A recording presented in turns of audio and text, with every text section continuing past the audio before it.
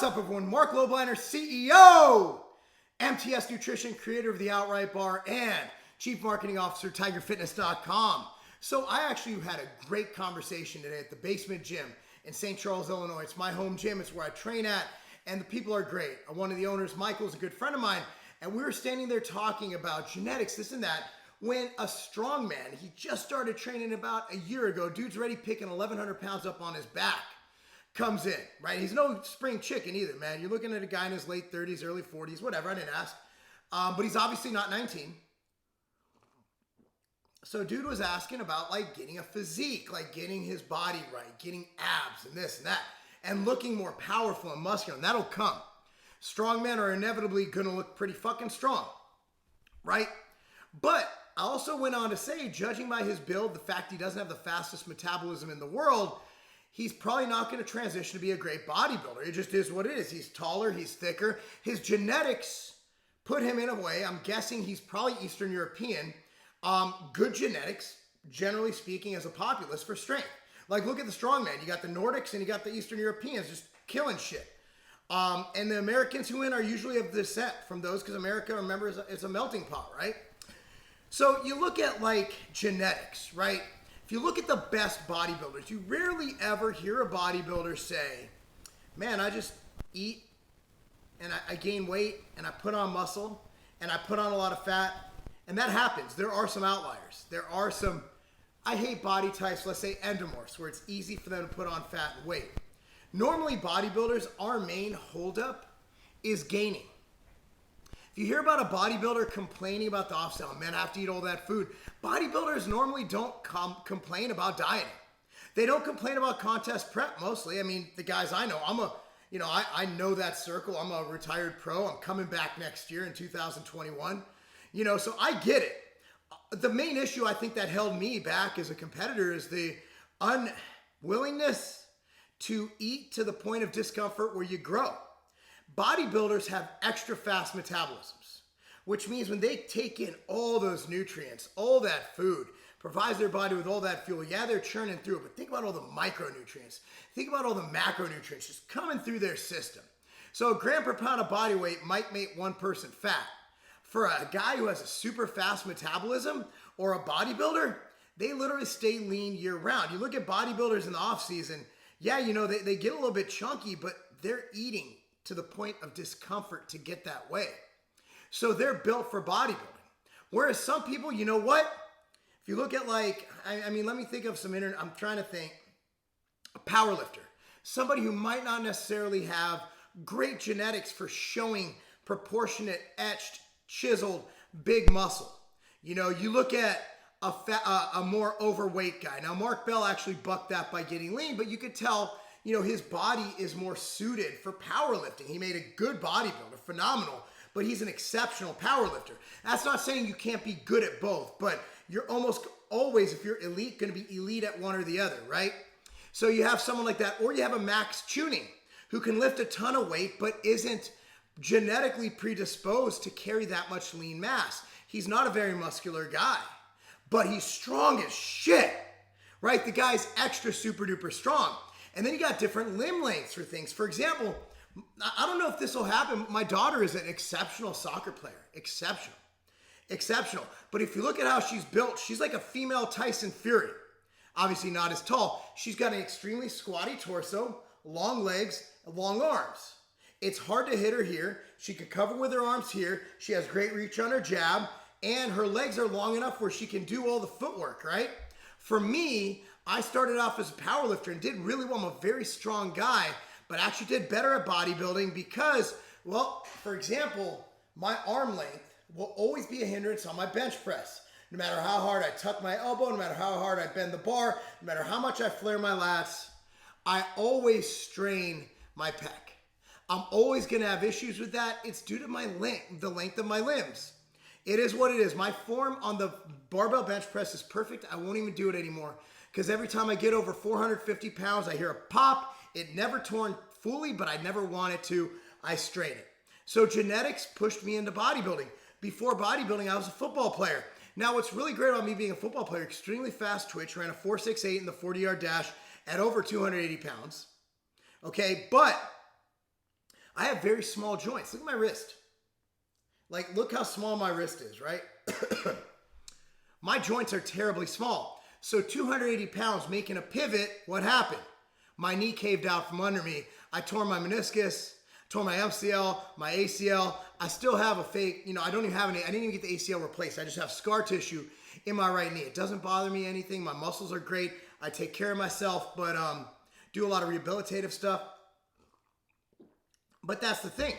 LeBron James, who knows? If he would have tried out for football, he could have been the greatest tight end in history. He found his passion. He went for it. Would I even be questioning my daughter? My daughter has long arms, right?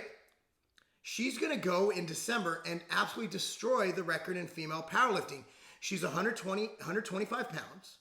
Okay, she deadlifts. She's 13 years old, deadlifts 280 pounds. We're going for the record. Why not? Her bench press is weak. She's benching probably 80 pounds, right? Her squat is very strong because her posterior chain is so built up from the deadlifts. But again, due to her long limbs, her issue is with heavier weight hitting depth because her limb length. So she's a great deadlifter and she's not really built. The other lifts are going to be trouble for her. So we're going to deadlift and break some world records, right? So what does this mean for you? Well, I just had this conversation with two clients. Again, I do personal coaching, MarcLobliner.com, and they're both competitors. One competed today to get him down to 174 pounds to make middleweight. He doesn't have the best insertions, doesn't have the best structure. We had to diet him. The last week was all protein. Dude was eating egg whites. That's it. And even then we hit a stick point. 2 hours of cardio a day. I never do this with anybody unless it's extreme and they insist on competing. For the life of us, we couldn't get him down to 174 and there's still stuff there. It just is what it is. His metabolism sucks. Guy's suffering. We tried diet breaks. We gave it enough time. So to make weight, what did we do? Literally went in the sauna till he hit 173 and a half. Made weight. He's doing really well. He's killing it. I have another guy who is taller, right? And who, phenomenal physique. However, he's 6 foot and 100. If he got on stage, he'd be like 165, 170 pounds. Even for physique, that's pretty small. And this is a guy who goes hard. He's a strong individual. But again, like he's having trouble losing that extra weight. Doesn't have the fastest metabolism. Yet I have other guys who I can diet. I have one guy, a national level guy who's going to get his pro card. I don't say names because the NPC, I'm not Hani, I'm not Palumbo. I don't do, people who get coached by me, not a guy to name drop because I'm too open and honest and I just don't want them being coached by me affecting their placings. So I coach a lot of high level people that you will never hear about me coaching them. It's behind the scenes. They might even be paying other coaches to pretend to coach them so they can say they're being coached by them when I'm the one doing their diet. That's how crazy it is, right? I'm not saying the NPC would do that. I don't want to take any risks. Because I'm not, I don't have the notoriety or the name that a Hani or a Dave does. And it's just, I want them to win. I want them to reach their goals. I don't need the notoriety. I don't need the money. I do it because it's a passion. I can't do it for free because my time's worth money. So MarcLobliner.com is my coaching if you're interested. And yes, I do have spots. I make time. But you got to be realistic with these guys and be like, look, dude, if you want to do this, check it off your list and do the competition thing and set goals and reach them. I'll help you do that. But realize to get you that level, it's going to suck really, really, really bad. And some people just aren't meant to be high-level bodybuilders. And I always make this story. The story's gone on for years and years and years. I always tell it. When I was in 8th grade, I was the tallest kid in my class. One of the tallest kids, not the tallest. And I was the same height I am now. I was like 5'8", right? One of the tallest. Like I was in the top 5, 10%. I was a center. I was the starting center on a basketball team. No shit. I used to go out in the driveway every day and shoot hoops for 2 hours a day. Had a little fucking stick one, shooting hoops. I was playing in pickup games. I was a baller, yo. I sucked. I couldn't score worth a shit, but my defense was fucking ferocious. I was like Dennis Rodman going up for the rebounds, throwing elbows and shit, getting technical fouls. I didn't grow 1 inch after 8th grade. I'm the same fucking height I was in 8th grade. But it's like, oh no, man, his dad's 5'11", grandfather was 6'1", his brother's 6'1". Kid's gonna be at least 6 foot, 6'2". My grandfather was a 6'1" professional boxer in Poland. And I'm a 5'8" on a good fucking day. 5'8" fucking mediocre bodybuilder in Chicago. And a really fucking bad. Oh, you want to go on genetics, huh? Or how about just training? Boxing. I have long arms. I can reach a jab, but I suck, guys. I don't have the instincts, the head movement, and I started training so late in life. Yeah, I want to be a professional boxer. Well, good fucking luck, Mark. You suck. I am a glorified sparring partner. That's all I am. I post shit on Instagram. Nobody likes it. Like, my boxing videos on YouTube get all fucking thumbs downs. I even give it a thumbs down. I fucking hate them. Actually, I like watching them. I really love them. But I'm proud of it because I started at 37. I think I'm pretty fucking good now. I'm not good by any means if you compare me to another good boxer, but I'm better than I was yesterday, and that's all I care about. But I know you don't have to remind me that I suck at boxing. You don't have to remind me I'm not going to be I'm not going to win the Olympia. I'm not. I might do the Masters. I might, dude, if I qualify for the Olympia, because I'm going, 2021, I am fucking coming back. I'm going to fuck some shit up. If you guys haven't seen my Instagram picture, at Marc Lobliner, go see my picture I posted yesterday. And what date is it? Today's like the 8th or 7th. It's like on the 7th. Bro, I'm fucking ready. Like, I'm going to be on stage, 220, 225. Jack, give me a year. Give me a year. But I'm not going to compete with Brandon Curry. I'll be a decent, mediocre bodybuilder. I'll be a second-tier bodybuilder at best. I'm 40 years old. That ship has sailed. All right? I know that. Why am I killing your dreams? Look, it's okay to have dreams. What I'm saying is go for where you're most genetically likely to be great, unless you really hate it, right? Like, if my daughter, for example, if she likes soccer the best, but she knows she's going to top out in college, right? But she thinks she can be the greatest female powerlifter of all time, and she likes it. She might like soccer more, but let's say she likes this just fine. Like, hey, you know what? Why don't we siphon some more energy into this? Hell, if she learns that maybe she likes boxing better, there's not many female boxers, right? That would be easy, man. Imagine that social media presence. You can deadlift fucking 400 pounds and you're a fighter. Yeah, and you're a girl. It's pretty fucking awesome. And your dad's Marc Lobliner. Like, what the fuck? So go with your genetics, guys. Don't fight it. And that goes for career. Let me segue this into career. I'm going to take a sip of my Ritual Am. Look, dude, you might have a dream that you want to be an astronaut. You might have a dream that you want to be the greatest mathematician of all time. But maybe you're really fucking good at building houses. Maybe you're really fucking good at fixing toilets. Maybe you're really fucking good at marketing. Or advertising. Shit. If you can go from chasing a dream and maybe never making it to making a ton of money doing something you're fucking amazing at. So the thing is, find what you're really fucking good at and try it. See if you like it. And try different things. I always get hated on. You have no business boxing. Well, I fucking like it.